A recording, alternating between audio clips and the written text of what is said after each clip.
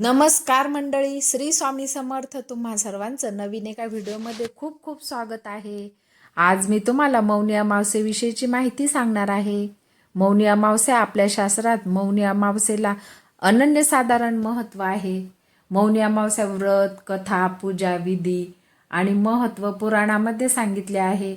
मौनी अमावस्येचे व्रत केल्यास कोणता लाभ होतो, अमावस्येला दान काय करावे, याबद्दल संपूर्ण माहिती मी सांगणार आहे. त्यासाठी व्हिडिओ स्किप न करता शेवटपर्यंत नक्की पहा. व्हिडिओला लाईक करा, शेअर करा. चॅनलवर नवीन असाल तर चॅनलला नक्की सबस्क्राईब करा. मौनी अमावस्या हे व्रत केल्याने आणि शास्त्रशुद्ध पद्धतीने व्रताचे उद्यापन केल्यामुळे सौभाग्य आणि समृद्धी प्राप्त होते.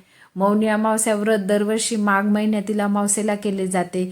यंदा मौनी अमावस्या 18 जानेवारी 2026 आहे. या दिवशी मौन पाळणे, पवित्र नद्यांमध्ये स्नान करणे, दानधर्म करणे आणि पितराचे तर्पण करणे अत्यंत महत्त्वाचे मानले जाते.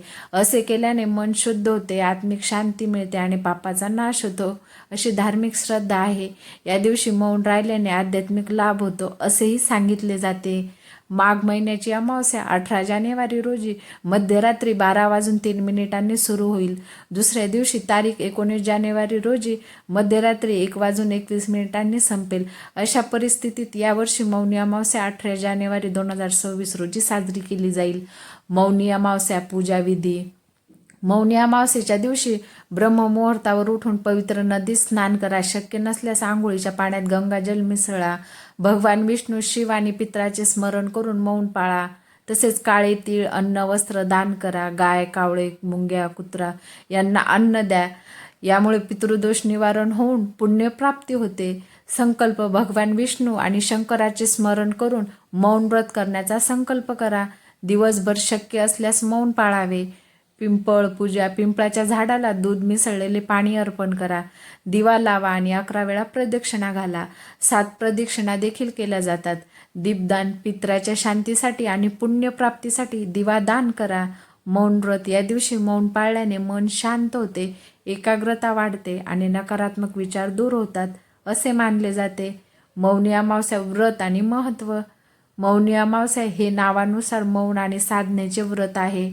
आपण दररोज खूप बोलत असतो, तर कधी कधी जाणते अजाणतेपणे आपल्या बोलण्याने आपण समोरच्या व्यक्तीचे मन दुखावतो. बोलून झाल्यानंतर आपल्याला त्याचा पश्चाताप होतो. म्हणून साधनेसाठी मौन अत्यंत आवश्यक मानले जाते.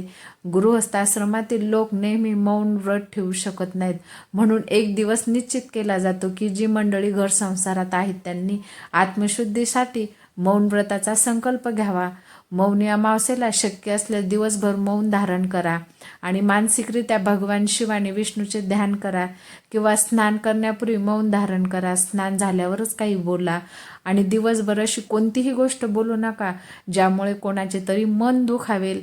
मौनी अमावस्या महत्त्व व महात्म्य. मौनी अमावस्येची सर्वात मोठी गोष्ट म्हणजे ती माघ कृष्ण चतुर्दशी दुसऱ्या दिवशी येते. माघ कृष्ण चतुर्दशीला शंभू शंकराचा विवाह माता पार्वतीशी ठरला होता आणि दुसऱ्या दिवशी मुनी आणि देवी देवतांनी शंभू शंकराची साधना करून त्यांची उपासना केली होती.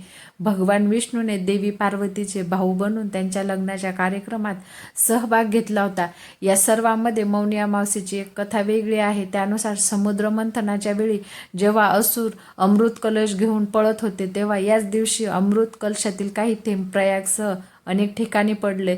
म्हणूनच मौनी अमावस्येला प्रयागसह इतर तीर्थक्षेत्रामध्ये स्नान करून दानपुण्य केल्याने अनेक पटीने लाभ होतो असे म्हणतात. मौनी अमावस्या, स्नान आणि दानधर्म.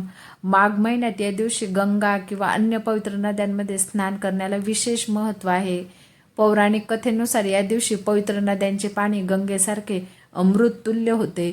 स्नानानंतर तीळ, लोकरीचे कपडे आणि तूप दान करणे खूप पुण्यदायी मानले जाते. म्हणूनच मौनी अमावस्येला या वस्तूचे दान जरूर करावे.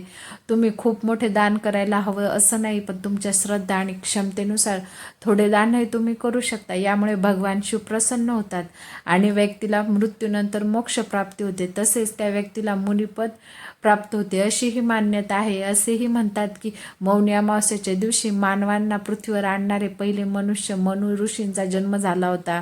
मनु ऋषींच्या नावावरूनच या व्रताला मौनी अमावस्या हे नाव पडलं. कुंभमेळ्यातील महत्त्व.